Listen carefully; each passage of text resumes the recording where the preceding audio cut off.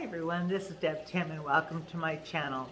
Today we are going to take a closer look at pothos, this wonderful plant and what it can do for your aquarium. So please stay tuned.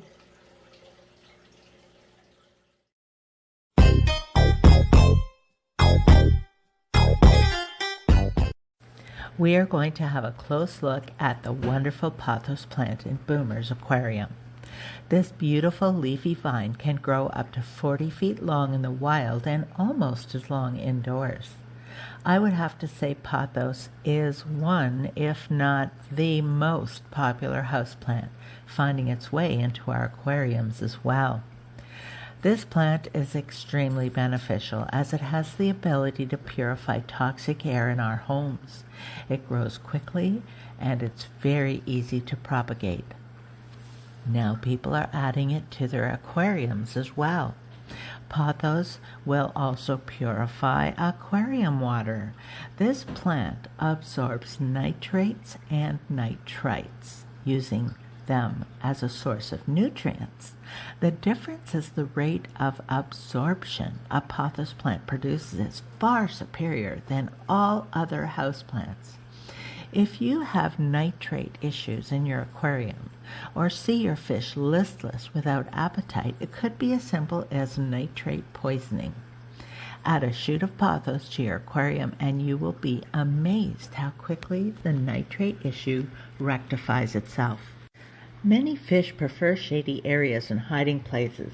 Adding pothos will provide that needed shade, creating a more natural habitat for your fish. Not to mention the leaves are a great size for spawning for some species. This is another benefit of pothos. Pothos can also help control algae by its demand for nitrites and nitrates.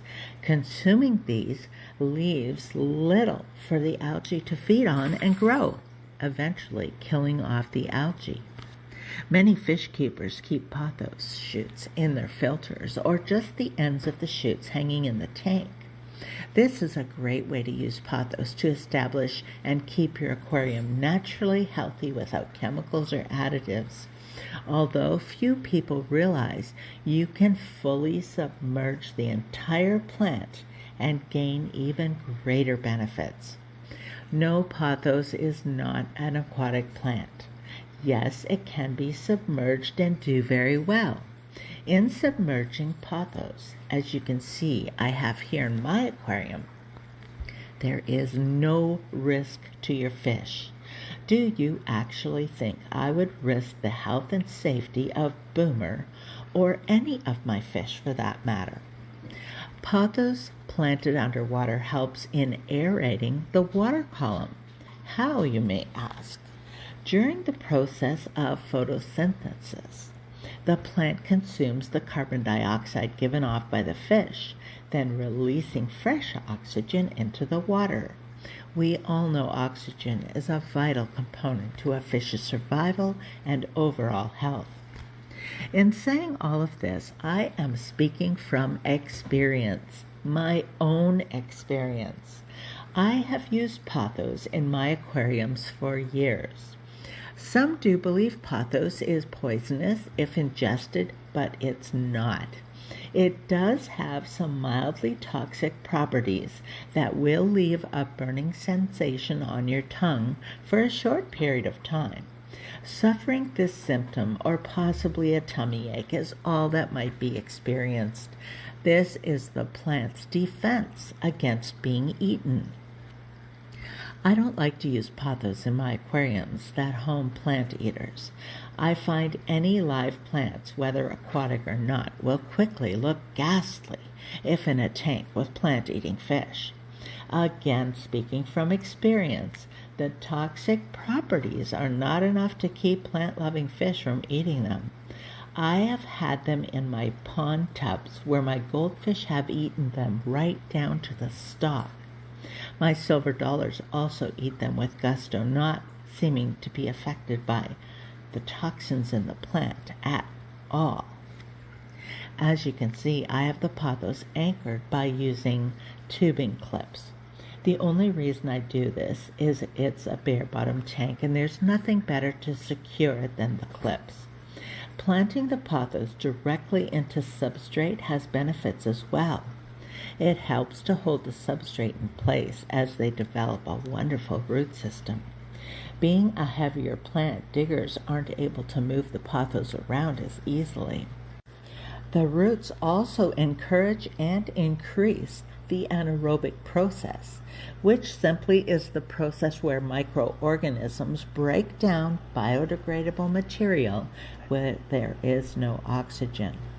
Pothos, being a vine, can easily be draped over decor, allowing you many options in scaping, enhancing the aesthetics of the aquarium, giving it a natural look, very pleasing to the eye, is just another wonderful attribute of this plant. There are many varieties of pothos. I have used a few different ones. I always add large, well-established shoots, but you can use smaller new plants as well. In no time, the pothos living in your aquarium will begin to produce roots. You can either allow them to grow or replace the shoots and plant any that have nice roots starting.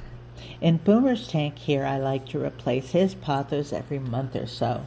I then plant the used shoots and start new ones. The pothos plants flourish under the aquarium light, but don't do well in a tank sitting in direct sunlight. Boomer likes his aquarium at 87 degrees. The pothos seem to share this preference. They do exceedingly well in the warmer aquariums. Remember, they are tropical plants. The waste your fish produce should be adequate food for your pothos plant, but you can add ferts if you like.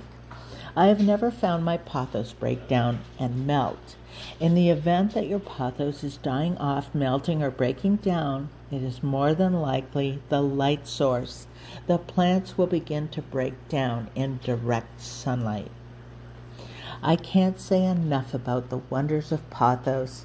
It's a fantastic way to keep your aquarium clean, vibrant, and full of activity, not to mention how aesthetically pleasing your tank will look. So until next time, this is Deb Town signing out. Thanks so much for watching. I hope you learned something. I hope you're having a fantastic day. I hope you run out and get one of these pothos plants. They're really amazing. And I'll talk to you soon. Bye.